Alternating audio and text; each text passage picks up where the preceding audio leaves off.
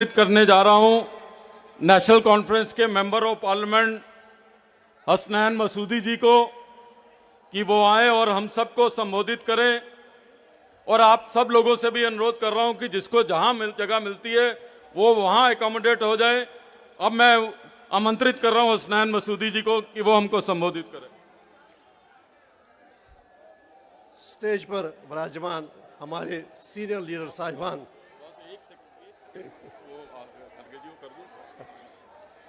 और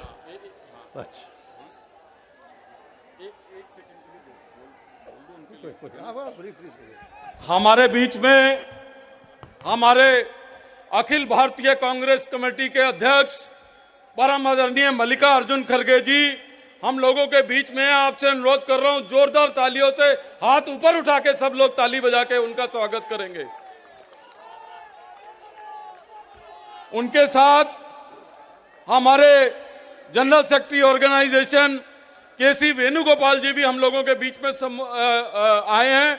उनके लिए भी अनुरोध है ताली बजा के आप लोग जो है स्वागत करेंगे।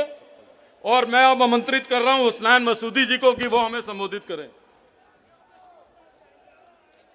जनाब स्टेज पर तशरीफ फरमा हमारे सीनियर लीडर साहिबान खड़गे जी, शरद पवार जी, सीताराम येचुरी जी, डी.के. राजा जी और बाकी सांसद बाकी पार्टियों के जो अध्यक्ष हैं जो हम पर तशरीफ फरमा है। और ये हमारे सैकड़ों कारकुन जो है इंडिया अलायंस के साथ वाबस्ता और हमारे जो एमएलए साहिबान है, जो साबिका एमएलए साहिबान, एमपी साहिबान हैं और मीडिया के जो हमारे दोस्त हैं, सबको मेरा आदाब। जनाब ये जो जिद्दजाहद है, पहले मैं आपके जोश को सलाम करता हूँ जिस जोश के साथ आप इसमें शरीक हैं और शिरकत कर रहे हैं, इस हमारी जिद्दजाहद का हिस्सा बन रहे हैं।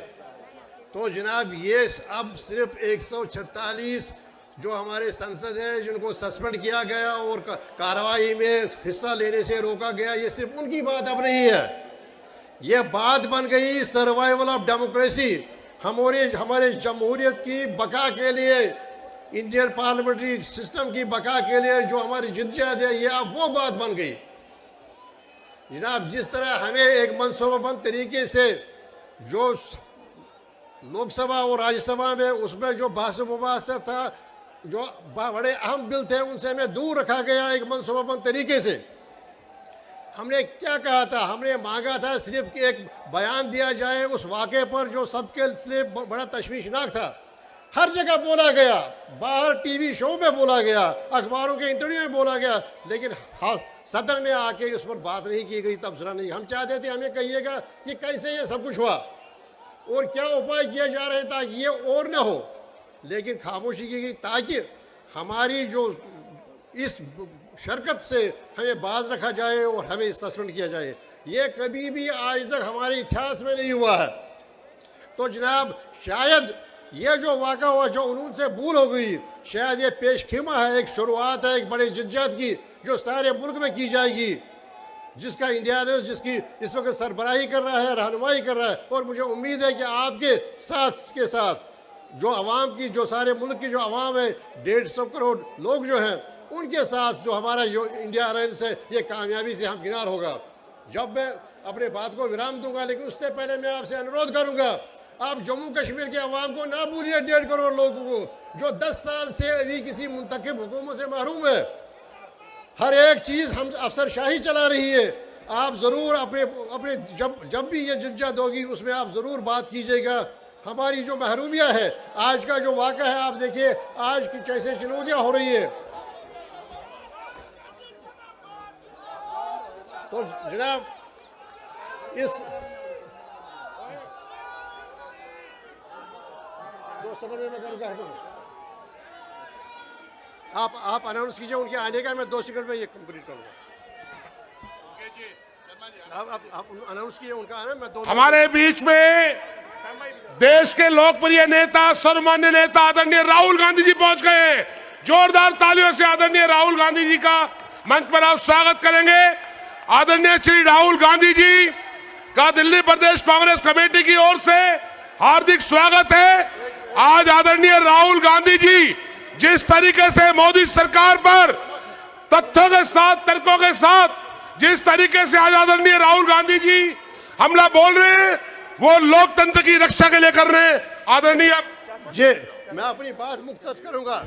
मेरा ये अनुरोध है, मेरी ये बात है कि आप जब ये सारा जुज्जत है उसमें अपने जम्मू कश्मीर के 1.5 करोड़ आवाम को ना भूलिए जो अभी जमहूरी इदारों से महरूम है, जहाँ पर अफसरशाही चल रही है। और आज आपने देखा क्या वाक़ात हो रहे हैं जिससे सारे देश को चुनौती है, जो सारे देश का कंसर्न है। बहरहाल जो है ये हमारी जुज्जत जमहूरियत के लिए और हमारी पॉस्टरिटी का अमानत है, हमारे पास आने वाली नस्लों की अमानत है हमारे पास जमहूरियत, हमें इसकी हिफाजत करनी है, ये हम पर लाजिम है। तो पूरा विश्वास है मुझे कि हम कामयाबी से हमकिनार होंगे। और मेरी आपसे फिर एक बार ये अनुरोध होगा कि जम्मू कश्मीर के 1.5 करोड़ लोगों को भी अपने साथ याद रखिए और शामिल कीजिए। बहुत शुक्रिया।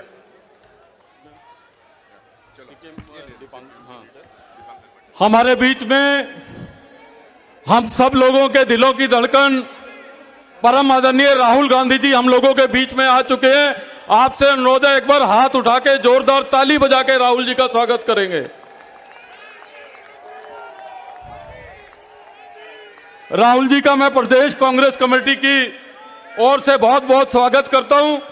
और उसी कड़ी में अब मैं सीपीआई एमएल के member of parliament general secretary आदरणीय दीपांकर भट्टाचार्य जी से अनुरोध कर रहा हूं कि वो आए और हमको संबोधित करें। और आपसे अनुरोध कर रहा हूं ताली बजा के दीपांकर भट्टाचार्य जी का स्वागत करें।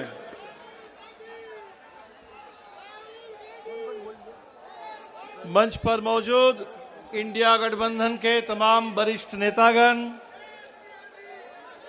संसद से निलंबित हुए हमारे सारे सम्मानित सांसदों और आज के इस राष्ट्रीय प्रतिवाद कार्यक्रम में यहाँ उपस्थित साथियों, 19 तारीख को इंडिया गठबंधन की बैठक में हम लोगों ने ये तय किया शॉर्ट नोटिस में कि 22 तारीख को पूरे देश में हम विरोध करेंगे। और मैं आपको बताऊं कि आज ठीक जैसे दिल्ली में इस समय हम लोग जमा हुए हैं, देश के हर राज्य राजधानी में, और मेरे पास सूचना है कि कई जिलों में पंचायत के स्तर पर भी लोग सड़क पर उतर करके इसका विरोध कर रहे हैं। हमारे देश में जो संसदीय लोकतांत्रिक प्रणाली थी, संविधान में जिसकी पूरी व्यवस्था की गई थी, आज बिल्कुल उसकी धज्जियां उड़ाई जा रही है। दिसंबर महीने में हमने जो देखा, महुआ मोइत्रा जी के निष्कासन से जिस सिलसिले की शुरुआत हुई, वो देखते ही देखते 40, 50, 70, 80 करते करते 146 सांसदों के निलंबन में पहुंच गया है। इसका मतलब है कि आज हमारे देश में संसद के अंदर अब कोई विरोध के लिए सरकार नहीं चाहती है कि कोई जगह हो। संसदीय लोकतंत्र में बिल्कुल जरूरी है कि सरकार वो संसद के सामने जवाबदेह हो। 13 दिसंबर की जो घटना थी, इतनी बड़ी घटना, इसके बाद संसद में बयान देना था गृह मंत्री को, लेकिन हमने देखा कि इन लोगों ने आदत बना ली है, ना मणिपुर पर एक शब्द बोलते हैं, ना प्रधानमंत्री कभी संसद में आते हैं। संसद को भी इन लोगों ने समझ लिया कि कोई चुनाव की सभा है, और इसीलिए संसद के अंदर संसद की सबसे ज्यादा उपेक्षा, संसद का सबसे ज्यादा अपमान इस समय सरकार की ओर से, भारतीय जनता पार्टी की ओर से लगातार किया जा रहा है। और जब सड़क पर हम आवाज उठा रहे हैं, तो सड़क पर आवाज हम ना उठा सके, इसकी भी पूरी तैयारी हो रही है। संसद से सांसदों को बाहर किया गया, यह तस्वीर का एक पहलू है। उसी तस्वीर का दूसरा पहलू कि इसी दिसंबर के महीने में इस संसद में किस तरह के कानून बना दिए गए। सुप्रीम कोर्ट ने कहा था कि चुनाव आयोग का चयन करने के लिए प्रधानमंत्री, विपक्ष के नेता और सुप्रीम कोर्ट के चीफ जस्टिस के जरिए एक 3 लोगों की कमेटी के जरिए हो। इसको बदल करके कर दिया गया कि प्राइम मिनिस्टर, उनके साथ कैबिनेट के एक और सदस्य। इसका मतलब 3 लोगों की कमेटी में 2 लोग सरकार के हैं, तो चुनाव आयोग की अब कोई निष्पक्षता खत्म। आप देख रहे हैं कि 3 कानून जो लाए गए इस समय देश में, क्रिमिनल लॉ को बदलने के नाम पर, वो बिल्कुल अंग्रेजों के रास्ते पर, उसी तर्ज पर देश को चलाना चाहते हैं, जहां संसद विपक्ष मुक्त हो जाए, सड़क आंदोलन मुक्त हो जाए और हमारे देश का जो गणतंत्र है वो उसमें कहीं कोई असहमति के लिए गुंजाइश ना हो। इसलिए साथियों, सवाल सिर्फ सांसदों के निलंबन का नहीं है। आने वाले दिन में भारत के लोकतंत्र को खत्म करके जो तानाशाही, एक स्थायी तानाशाही थोपने की साजिश चल रही है, आज उस साजिश को चकनाचूर करने के लिए इंडिया गठबंधन ने ऐलान किया है एक बड़े निर्णायक राष्ट्रीय आंदोलन के लिए।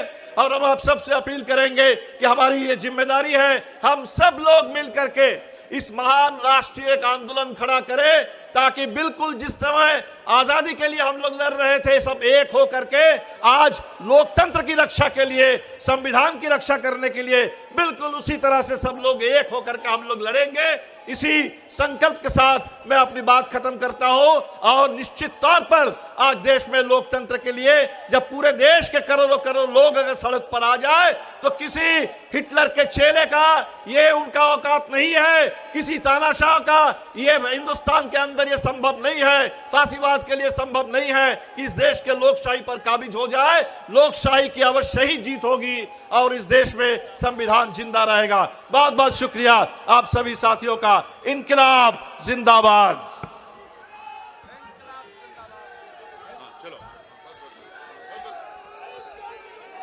अब मैं इसी कड़ी में आरजेडी के मेंबर ऑफ पार्लियामेंट परम आदरणीय मनोज झा साहब से अनुरोध कर रहा हूं कि वो आए और हम लोगों को संबोधित करें। आदरणीय मनोज झा साहब। शुक्रिया लवली जी। तमाम हमारे सीनियर साथी जो यहाँ बैठे हुए हैं, बस एक बात कहूँगा, चूंकि नाम किसी का नहीं ले रहा हूँ, ये सिर्फ व्यक्ति नहीं है, कई वर्ष इस गणतंत्र के आपके समक्ष, इस गणतंत्र के अच्छे क्षण के ये गवाह हैं, और इस गणतंत्र में जो विसंगतियां आई हैं उसके भी गवाह हैं। तो ये मैं आरंभिक टिप्पणी मैं शुक्रिया अदा करना चाहता हूं इंडियन नेशनल कांग्रेस का कि बहुत शॉर्ट नोटिस पे उनकी दिल्ली कमेटी ने, दिल्ली यूनिट ने ये मीटिंग बुलाई। मैं शुक्रिया अदा करना चाहता हूं आप सबों का और मीडिया के साथियों का। साथियों, लोकतंत्र नहीं बचेगा तो आपका माइक, आपका चैनल, आपका संवाद भी नहीं बचेगा। इसलिए इस खतरे को आप भी समझिए।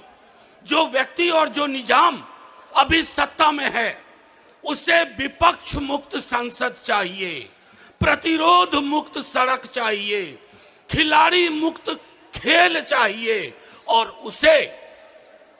उसे सवाल मुक्त प्रेस चाहिए, सवाल मुक्त मीडिया चाहिए। तो ये लड़ाई सिर्फ हम निलंबित सांसदों की नहीं है। हमारे प्रधानमंत्री जी विदेश जाते हैं, अक्सर जाते हैं, तो वहां सीना ठोक के कहते हैं कि मैं लोकतंत्र की जननी वाले देश से आया हूं। 150 सांसदों का निलंबन। जब बाहर जाओगे मोदी जी, किस मुंह से कहोगे कि लोकतंत्र की जननी के देश से आया हूं? आपने तो मां को बीमार कर दिया। मां बेचारी रुग्णावस्था में है, मां इंटेंसिव केयर यूनिट में है। तो ये लड़ाई महज सांसदों के अधिकार की नहीं है। वो इमारत जिसे संसद कहते हैं, 800 लोग बैठते हैं, वो देश का प्रतिनिधित्व करते हैं। कश्मीर से कन्याकुमारी, मदुरई से मध्य प्रदेश, अगर उसकी सुरक्षा में चूक है तो ये राष्ट्रीय सुरक्षा का मसला है। मैं सिर्फ इतना कहूंगा कि कश्मीर का मसला हो, हमने तब भी कहा था, मैं श्रद्धांजलि देता हूं राजौरी में शहीद लोगों की, लेकिन तब भी कहा था कि आप कश्मीर की नॉर्मलिटी दिल्ली के दरबार से बोलते हैं। कश्मीर नॉर्मल फील नहीं कर रहा है। आप पूरे देश को कश्मीर में तब्दील करना चाहते हैं, तमाम चीजों पे पाबंदियां लगाना चाहती हैं। सड़कें जाग उठेंगी, सड़कों पे निलंबन का आपके पास कोई रास्ता नहीं है। कोई प्रिजाइडिंग ऑफिसर नहीं है जो मुझे कह दे कि सड़क पे तूफान ना मचाओ। मैं लालू जी की ओर से, तेजस्वी जी की ओर से एकजुटता का आह्वान करता हूं। जय हिंद। मैं तमाम अपने नेताओं से, वक्ताओं से अनुरोध करता हूं कि अब बहुत सारे हमारे लीडर्स के विचार हमको इस मुद्दे पे सुनना है, तो सभी आने वाले वक्ताओं से मेरा अनुरोध है कि संक्षेप में अपनी बात रखें। अब इसी कड़ी में मैं मौसूक नूर साहिबा जो टीएमसी के मेंबर ऑफ पार्लियामेंट हैं, उनको जो है आमंत्रित कर रहा हूं कि वो आए और हम लोगों को संबोधित करें। नूर।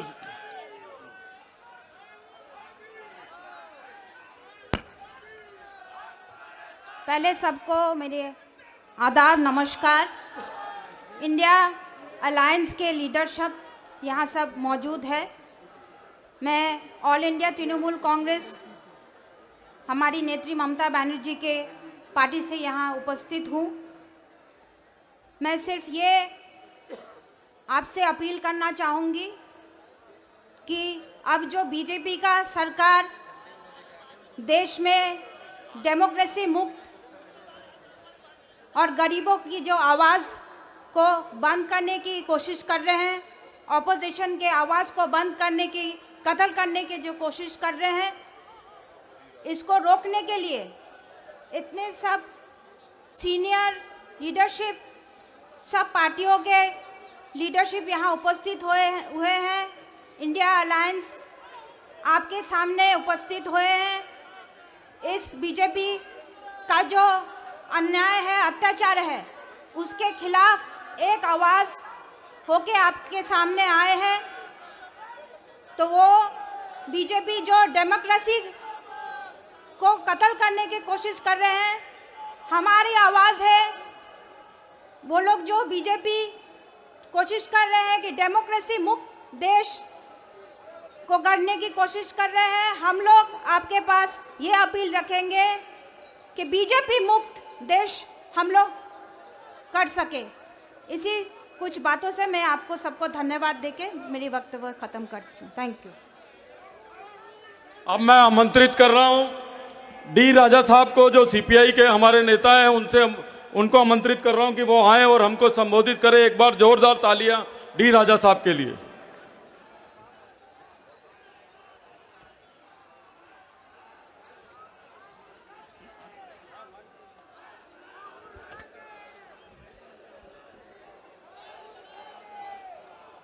Respected leaders on the dais, comrades, friends, we have gathered here to tell the government, this government cannot murder the democracy as it is doing now. This government is not going to rule the country anymore. Friends, comrades, Parliament is supreme in our democracy. The prime architect of our constitution, Dr. Ambedkar, made it clear, Parliament is supreme. Parliament represents the sovereign will of the people. In fact, he went to the extent of saying Parliament belongs to opposition. If you eliminate opposition by hook or crook, then you are undermining Parliament, you are making Parliament redundant. If Parliament becomes redundant, democracy dies, democracy is killed. This is what Mr. Modi and his government are doing. This is what we call it fascism, fascist dictatorship. Can we allow such a fascist dictatorship to take over the country? I am asking you. If that is no, we will have to save the country. We will have to save the constitution. We will have to save democracy. If this has to happen in the forthcoming parliament elections, the India Alliance must move together and fight together. Put up a collective fight against BJP, RSS combined. And they must be defeated. And country must be saved. Constitution must be saved. Democracy must be saved. Our constitution makes it clear we should strive for justice, social, political, economic, to all our citizens. When are we going to do? When are we going to ensure all means of livelihood for our poor people, for our toiling people? We'll have to think over. The Constitution is under attack. And this is what we are saying. A fascist onslaught is emerging every passing day. This fascist onslaught must be stopped. Let us go to the people, mobilize the people, and warn Mr. Modi. In a democracy, you cannot take people for granted. People are the makers of history. People are the masters in our democracy. And people's representatives must be respected in parliament. This is not just suspension of MPs. This is suspension of our parliament, very institution itself. It has to be stopped in the forthcoming elections. BJP has to be defeated. Country must be saved. Democracy must be saved. Let us fight together, move together. Thank you very much. हमारे बीच में RLD party के भी नुमाइंदे त्रिलोक त्यागी जी जो secretary general हैं वो भी हमारे बीच में, उनका स्वागत करते हैं। अब मैं आमंत्रित कर रहा हूं शाहिद सिद्दीकी जो नेशनल वाइस प्रेसिडेंट है आरएलडी के, कि वो आए और हमको संबोधित करें। शाहिद सिद्दीकी जी।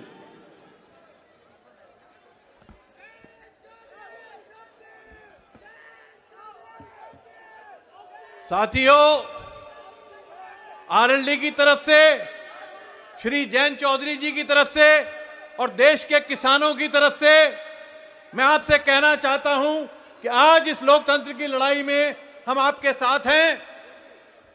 आप अकेले नहीं हैं। देश का हर व्यक्ति जो लोकतंत्र में विश्वास करता है वो आपके साथ है। इसी जंतर मंतर पर हमारी बेटियां धरने पर बैठी थी। हमारी बहनी बेटियां जिन्होंने देश को सम्मान दिया, उनको जिस तरह से असम्मानित किया गया, किसानों की बेटियों को जिस तरह सम्मानित किया गया, आज मैं कहना चाहता हूं कि उसके साथ आज सारे हमारे समाज को, किसानों को, हमारे देहात के लोगों को, हमारी बहनों को असम्मानित किया गया। और आप पार्लियामेंट के अंदर किसी की आवाज सुनना नहीं चाहते। आप डर गए हैं, आप भयभीत हैं, आप डर गए हैं कि ये एकता आपके लिए खतरा बन गई है। लेकिन मैं आपसे कहना चाहता हूं कि आपका जुल्म बहुत ज्यादा बढ़ गया है। और एक साहिल लुधियानवी ने कहा था कि खून फिर खून है, खून फिर खून है, गिरता है तो जम जाता है, जुल्म फिर जुल्म है, बढ़ता है तो मिट जाता है। इस जुल्म को मिटाने का वक्त आ गया है, इस जुल्म को हटाने का वक्त आ गया है। और ये लड़ाई 146 एमपी की लड़ाई नहीं है, ये लड़ाई केवल लोकतंत्र की लड़ाई नहीं है, ये लड़ाई पार्लियामेंट की लड़ाई नहीं है, ये लड़ाई इस देश को बचाने की लड़ाई है। ये दूसरी जंग आजादी है, ये जंग आजादी की लड़ाई है। उस वक्त हमारे पास महात्मा गांधी थे, उस वक्त हमारे पास पंडित जवाहरलाल नेहरू थे, उस वक्त चौधरी चरण सिंह थे हमारे नेता। हमने उस लड़ाई को लड़ा था, हमने उस लड़ाई को लड़ा था।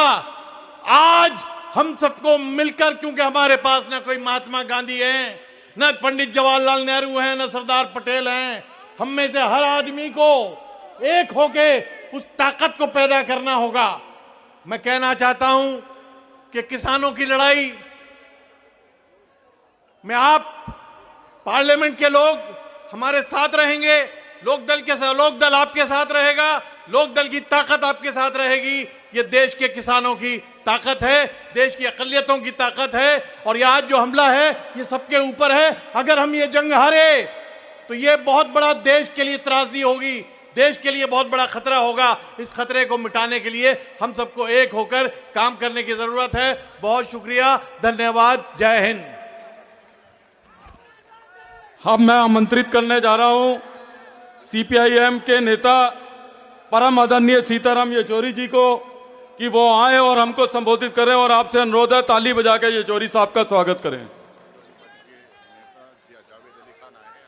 समाजवादी पार्टी के नेता जावेद अली खान साहब भी हमारे बीच में सम्मिलित हैं, उनका भी एक बार ताली बजा के स्वागत करिए। येचुरी साहब। मंच पे उपस्थित इंडिया गठन के सब नेतागण, मल्लिकार्जुन खड़गे जी, राहुल गांधी जी, शरद पवार साहब और बाकी जितने भी पार्टियों के जो नेतागण हैं उन सबको प्रणाम मेरा, और आप सबको भी। आज आप सभी जानते हैं कि ज़्यादा विस्तार में कुछ बोलने की ज़रूरत नहीं है। हम लोग सब यहाँ पे आए हैं और पूरे देश भर में ये विरोध प्रदर्शनें हो रहे हैं जो कत्लेआम हो रहा है हमारा जनतंत्र का। 150 के करीब पार्लियामेंट मेंबर का सस्पेंशन कभी सुना नहीं इतिहास में, और इस तरीके से सस्पेंड करने का मतलब है कि अगले बार अगर जीत के आएंगे तो पार्लियामेंट भी रहेगी या नहीं रहेगी, उसके ऊपर एक प्रश्न चिन्ह है। तो आज जनतंत्र को बचाना है, हमारे संविधान को बचाना है, तो ये अनिवार्य है कि आज जो सरकार में है, आज ये भाजपा की जो सरकार है, इस भाजपा को सत्ता से और सरकार से दूर रखना अनिवार्य है, तभी अपना भारत को हम बचा पाएंगे। और उसी संकल्प लेने हम यहाँ पे आए हैं। हम आज हमारे भारत और संविधान को बचाएंगे, और ये बचाने का काम, हमारे संविधान का पहला शब्द क्या है? हम लोग, यानी देश की संप्रभुता हमारी है, यानी लोगों की। और ये संप्रभुता किस तरीके से हम लागू करवाते हैं?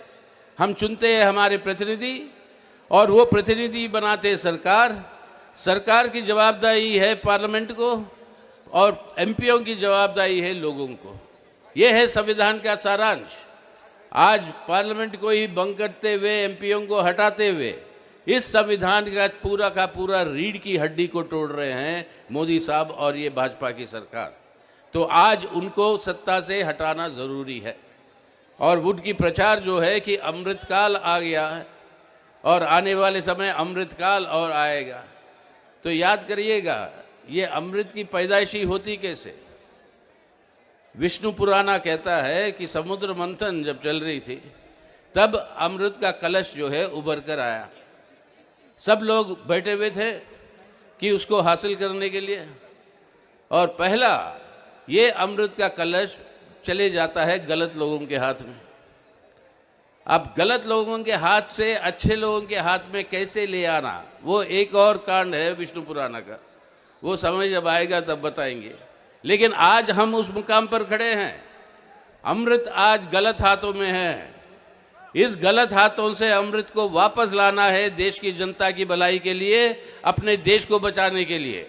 तो सही अमृत काल अगर लाना है तो आज जो अमृत गलत हाथों में पहुंचा, उन गलत हाथों को सत्ता से दूर रखना है, उनको अपने सरकार से दूर रखना है, और ये हमारा संकल्प है। तो आज ये हमारी देशभक्ति का प्रतीक है कि आज हमारे देश की संरक्षण संविधान का और जनतंत्र का अगर ये करना है, तो आज हमारी अपील पूरे देश भर में, हम सब पार्टियां यहाँ पे जो 28 पार्टियां हैं, इन सब पार्टियों के घटक पूरे देश भर में इस तरीके के विरोध प्रदर्शन कर रहे हैं, और आने वाले चुनावों में मिलकर चुनाव लड़ेंगे, और लड़कर आज जो है इस सरकार को सत्ता से हटाकर देश को बचाएंगे, जनतंत्र को बचाएंगे। तो इसीलिए मेरे साथ आखिर में ये नारा दीजिएगा आप सभी लोग। मैं कहूँगा जुड़ेगा भारत, आप कहेंगे जीतेगा इंडिया। जुड़ेगा भारत, जुड़ेगा भारत, जुड़ेगा भारत। जय हिंद। अब मैं आमंत्रित कर रहा हूं समाजवादी पार्टी के मेंबर ऑफ पार्लियामेंट और फ्लोर लीडर एसटी हसन साहब से कि वो आए और हमको संबोधित करें। हसन साहब। बहुत बहुत शुक्रिया सर।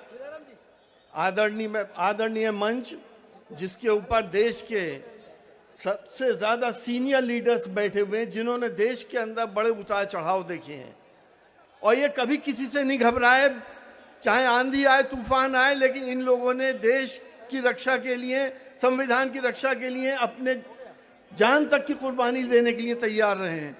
तमाम ही मेरे साथियों, प्रेस के साथियों, हम ये निलंबन 146 सांसदों का नहीं हुआ है, निलंबन हुआ है डेमोक्रेसी का, लोकतंत्र का निलंबन हुआ है। देश की सर्वोच्च पंचायत, डेमोक्रेसी की सर्वोच्च संस्था के अंदर बुलडोजर चला दिया गया। उस बुलडोजर का सैंपल आपने देखा, और उसका मैसेज यही है कि आवाज मत उठाना, सवाल मत पूछना, अगर ऐसा करोगे तो तुम्हारे साथ ये हशर किया जाएगा। आज देश किन परिस्थितियों से गुजर रहा है, वो प्यार मोहब्बत, गंगा जमनी तहजीब, हिंदू मुस्लिम इत्तेहाद आज किस जगह पर है, सांप्रदायिक सौहार्द को कितना बड़ा खतरा है। देश की दूसरी बड़ी आबादी मुसलमान आज फिक्रमंद है कि हमारी नस्लों का क्या होगा, हमारा क्या होगा। क्या ये वही बापू का देश है जिसके लिए हम सब ने मिलके, हिंदू मुसलमानों ने कुर्बानियां दी थी।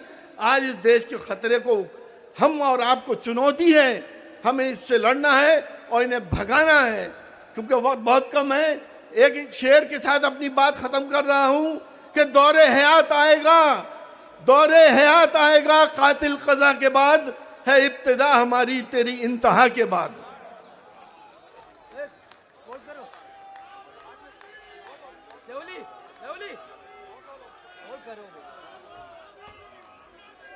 अब मैं आमंत्रित करना चाहूंगा डीएमके के फ्लोर लीडर और सांसद तिरुचु शिवाजी को।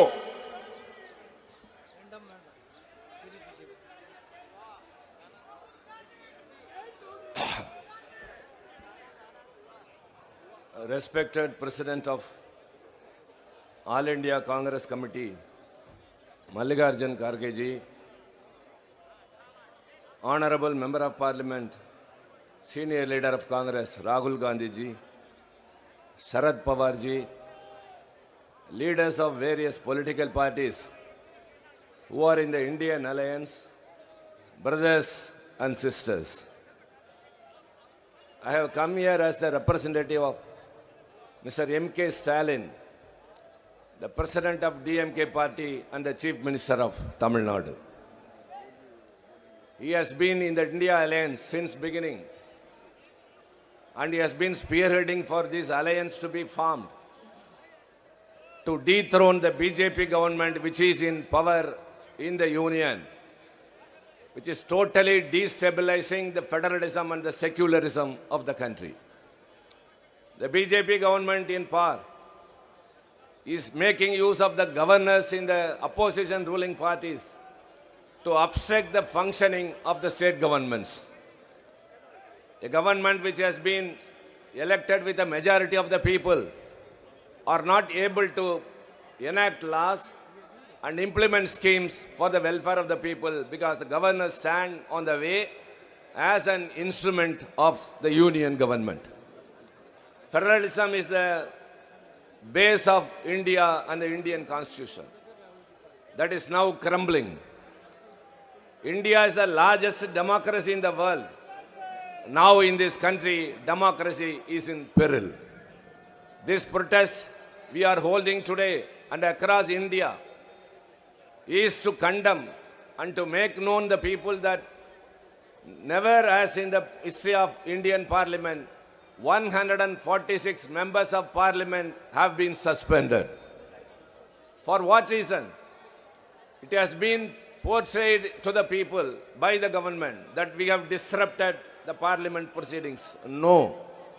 On December 13th, 2023, two persons entered into Lok Sabha and proved that the security of the nation is in our hands.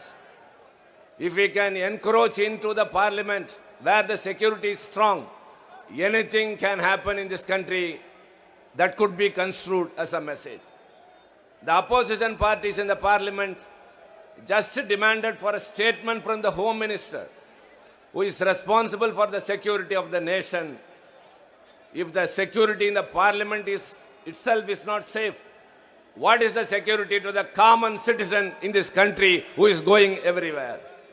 So they are bound to reply to the parliament. In a democratic country, the executive is accountable to the parliament. The Prime Minister and the Home Minister every day come to the Parliament House, but not to the Parliament. They don't take it as a serious forum where it is being discussed. So we insisted that 146 MPs have been thrown out and they have enacted all the laws they wanted to. The laws they have enacted are all draconian. They are all encroaching into the rights of the states.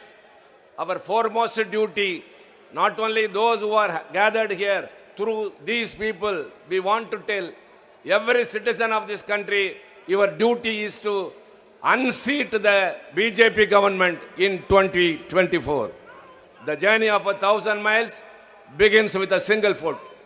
Today is the start. Coming August 15th, Independence Day, the Prime Minister of Indian Alliance will hoist the flag in the Red Fort as the Prime Minister, and that will be the day, and for that we have to work from today onwards. Save democracy! Save democracy! Save democracy! That is our main motto and slogan from today onwards. Thank you very much. साथियों, हम सब लोग लोकतंत्र और देश बचाने के लिए यहाँ पे इकट्ठे हुए हैं। आप सब मेरे साथ एक नारा लगाओगे, लोकतंत्र बचाओ, भारत बचाओ। लोकतंत्र बचाओ, लोकतंत्र बचाओ। आदरणीय शरद पवार साहब। बैठे हैं राजनीतिक दलों के नेता, बहनों भाइयों, 13 दिसंबर को इस देश के संसद में जो बात कही, इससे देश के प्रजातंत्र को बड़ी चोट लगी। देश के पार्लियामेंट में कई लोग आ गए, घुसे, वहाँ आकर स्लोगन दे दी, और जो कुछ हुआ वो खाली देशवासियों को, सदस्य को, देश के गृह मंत्री ने आकर बताने की आवश्यकता है। इतनी मांग देश के अपोजिशन पार्टी के लोगों ने की। इसकी कीमत 140 से ज़्यादा सांसदों को सदन के बाहर रखने का काम मोदी सरकार ने किया। वो समझते हैं कि विपक्ष के लोगों के खिलाफ इस तरह से कदम उठाएंगे तो देश की विपक्ष, उनका आवाज़ हम बंद कर सकते हैं।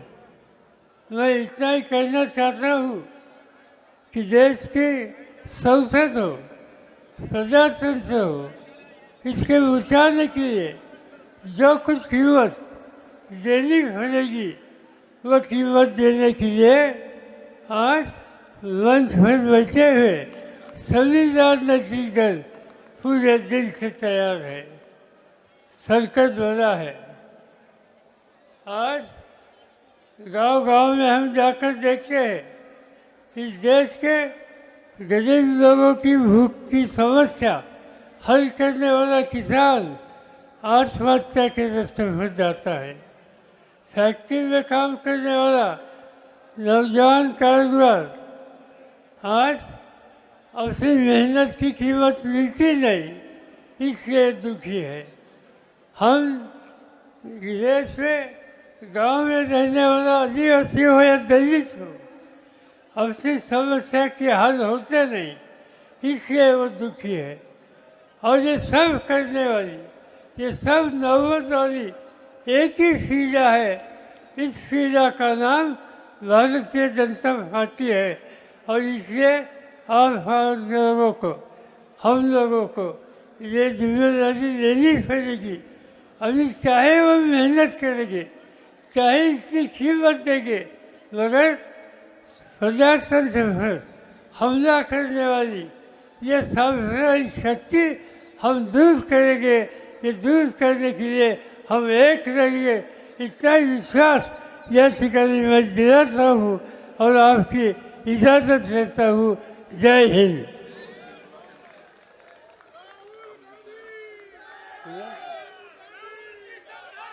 मुझे लगता है,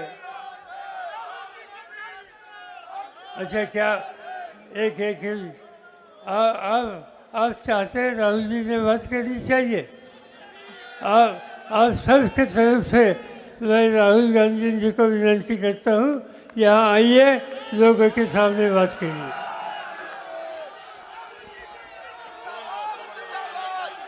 जो सरकार निकम्मी है,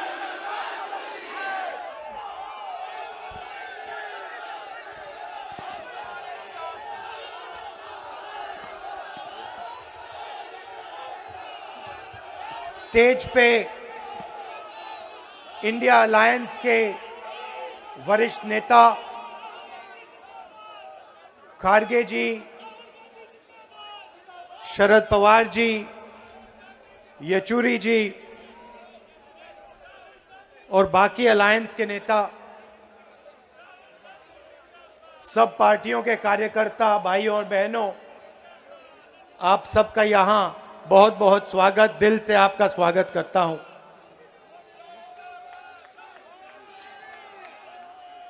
कुछ दिन पहले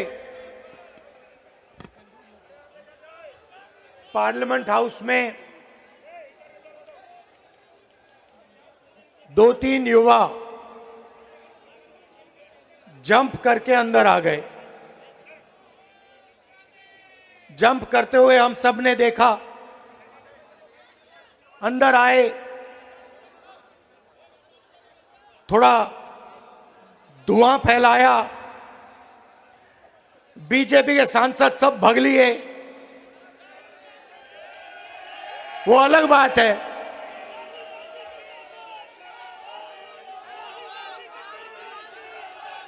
वो अलग बात है।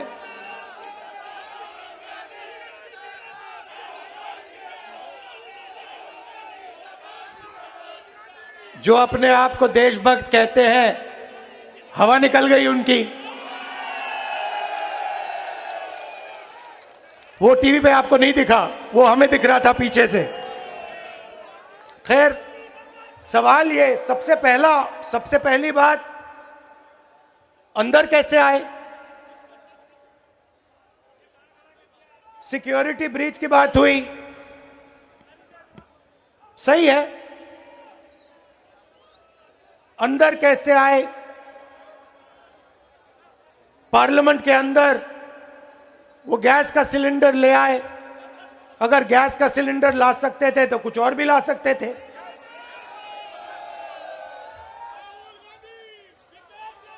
दूसरा सवाल, सिक्योरिटी ब्रीच का सवाल तो है, मगर दूसरा सवाल भी है, उन्होंने ये प्रोटेस्ट क्यों करी? उसका कारण क्या था? बेरोजगारी। देश में भयंकर बेरोजगारी। इस देश का युवा आज रोजगार नहीं पा सकता है। मैंने किसी से कहा, जो सर्वे करते हैं, मैंने किसी से कहा, एक काम करो,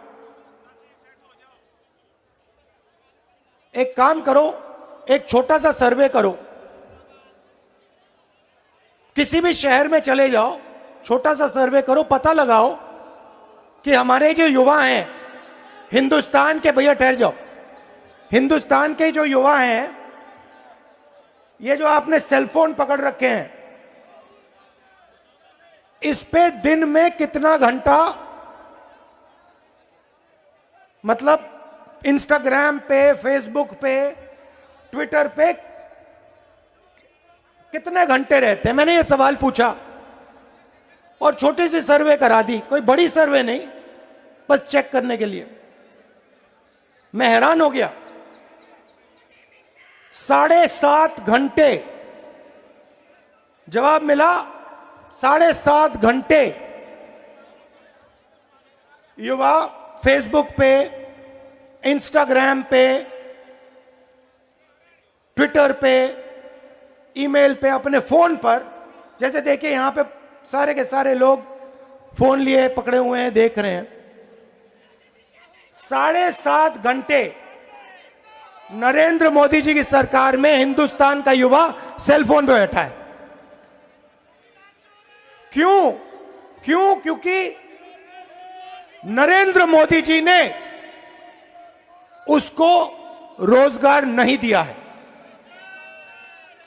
रोजगार उससे छीन लिया है और उसको एक ही रास्ता दिया है, सेलफोन पर इंस्टाग्राम को, मतलब देखते रहो, 24 घंटा देखते रहो। यह है हिंदुस्तान की हालत, सच्ची हालत। इसीलिए ये जो युवा थे जिन्होंने सिक्योरिटी ब्रीच जरूर की, वो भी आपकी गलती है, इसलिए वो पार्लियामेंट हाउस में कूद कर आए। ये भावना हिंदुस्तान के हर युवा के दिल में है। अब देखिए, मीडिया में यह बात नहीं आई कि देश में बेरोजगारी है। नहीं, मीडिया ने देश में बेरोजगारी की बात नहीं की। मीडिया क्या कहती है? मीडिया कहती है कि पार्लियामेंट के बाहर सांसद लोग बैठे थे, वहां पे राहुल गांधी ने वीडियो ले लिया। मतलब इन्होंने यह नहीं कहा कि 150 सांसदों को बाहर कर दिया, पार्लियामेंट के बाहर खड़ा कर दिया।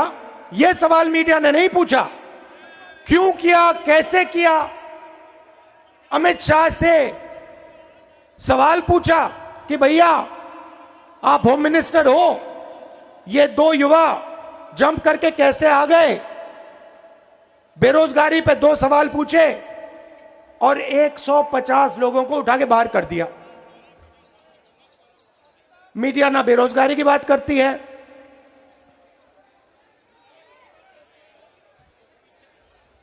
ध्यान इधर उधर कराती है। ये जो 150 लोग हैं, किसी ने अपने भाषण में पहले बोला, ये सिर्फ व्यक्ति नहीं है, ये हिंदुस्तान की जनता की आवाज है।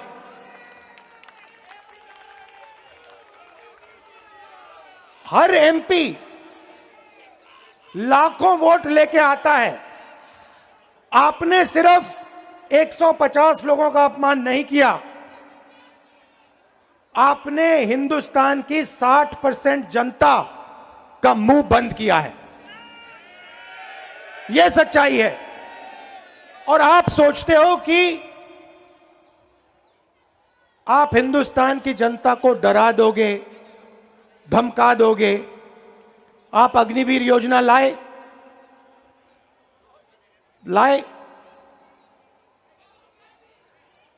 हिंदुस्तान के युवाओं के हाथ से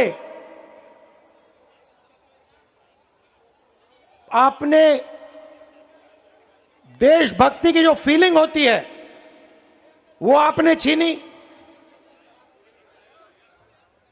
जब युवा खड़े हुए और कहते हैं हम अग्निवीर के खिलाफ हैं, तो आपने वीडियो कैमरा से उनके चेहरे देखे और उनको कह दिया कि भैया अगर आपने अग्निवीर के बारे में कुछ बोला, आपको हम सरकारी नौकरी नहीं देंगे। तो आप सोचते हो आप हिंदुस्तान के युवा को डरा सकते हो, आप सोचते हो कि आप मीडिया को कंट्रोल कर सकते हो, आप सोचते हो कि आप देश का पूरा धन अदानी जी जैसे 2-3 लोगों को दे सकते हो। आप हिंदुस्तान को नहीं समझे, आप हिंदुस्तान के युवाओं को नहीं समझे।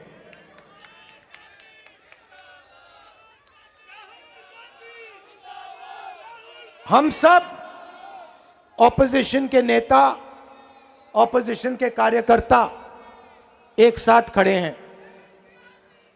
और आप बात समझिए, ये लड़ाई नफरत और मोहब्बत के बीच में लड़ाई है। जैसे मैंने कहा, नफरत के बाजार में हम मोहब्बत की दुकान खोल रहे हैं। जितनी आप नफरत फैलाओगे, जितना आप लोगों को धमकाओगे, डराओगे, उतना इंडिया अलायंस मोहब्बत फैलाएगा, भाईचारा फैलाएगा, एकता और इज्जत फैलाएगा।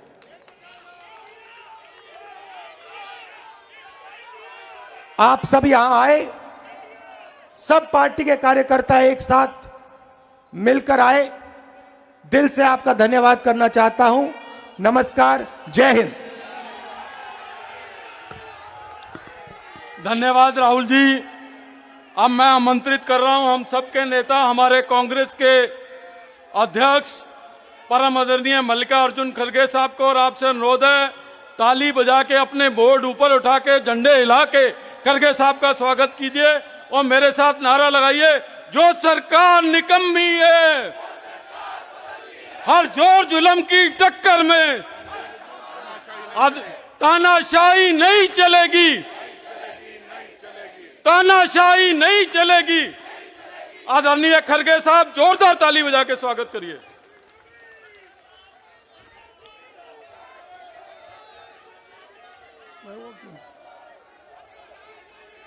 मंच पर थोड़ा पहले शांति से सुनो, फिर उसके बाद जोर से तालियां बजाओ। मंच पर बैठे हुए नेता राहुल गांधी जी, पवार जी, येचुरी जी, डी राजा जी, शिवाजी, डीएमके के नेता, आरजेडी के नेता और जेडीयू के नेता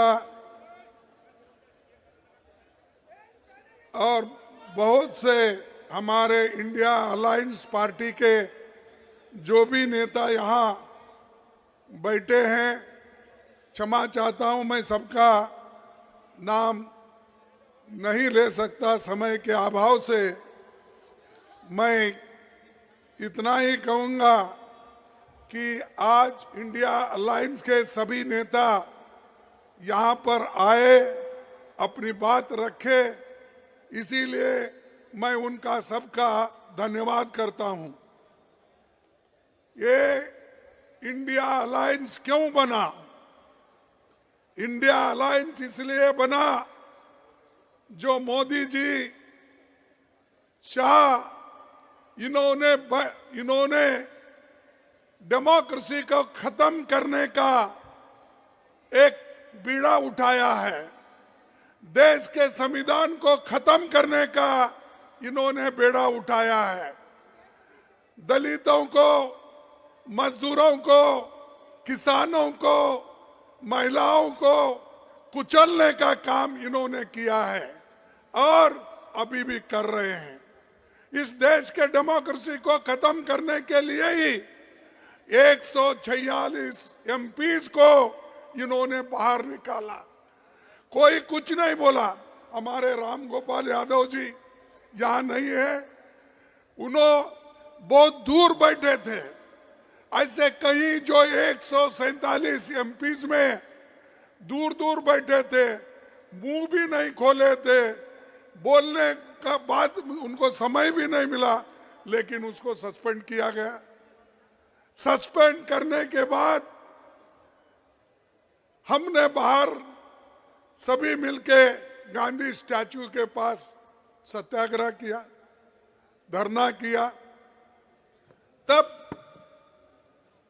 जो हमारे सदन में सरकार के तरफ से ये आता है, मुझे बहुत धक्का लगा कि एक संविधान के उच्च पद पे बैठते हैं ऐसे लोग कहते हैं कि मैं एक फलाना जाति का आदमी हूं, इसीलिए मुझे इंसल्ट कर रहे हैं।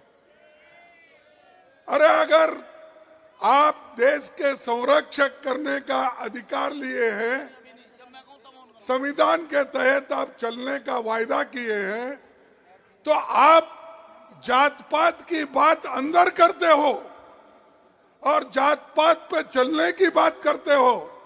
अगर आपकी हालत यही है तो मेरे जैसे दलित की हालत क्या होगी? मैं जब उठता था, सदन में उठता था बात करने के लिए, आपके तरफ आवाज उठाने के लिए, तो उस वक्त कभी मुझे मौका नहीं मिलता था।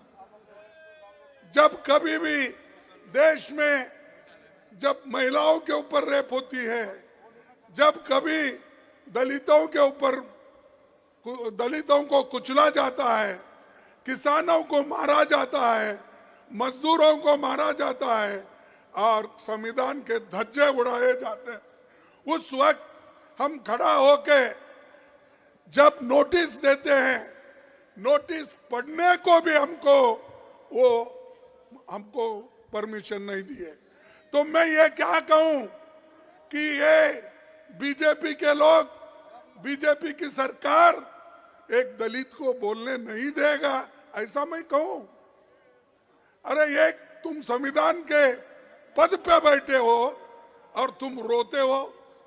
अरे संविधान चलाओ, संविधान के तहत, डेमोक्रेसी के तहत सबको बात करने का हक है और वो आजादी आप छीन नहीं ले सकते।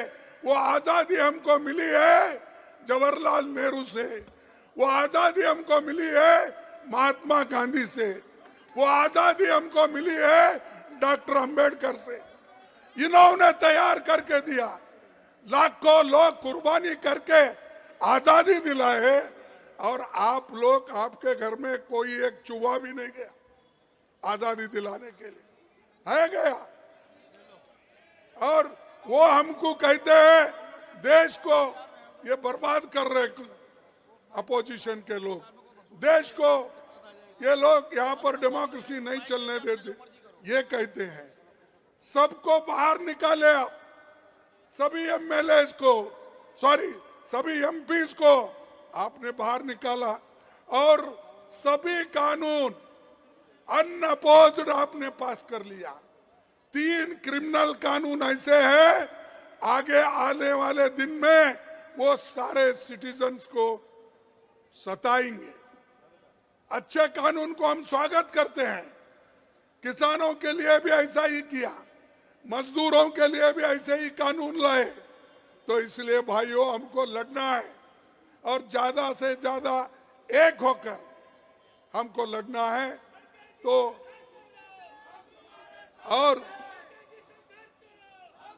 और आज मोदी जी हर एक को दोहरा रहे, हमारे कार्यकर्ताओं को जहां कहीं इलेक्शन आता है उनको ईडी का डर, सीबीआई का डर, इनकम टैक्स का डर।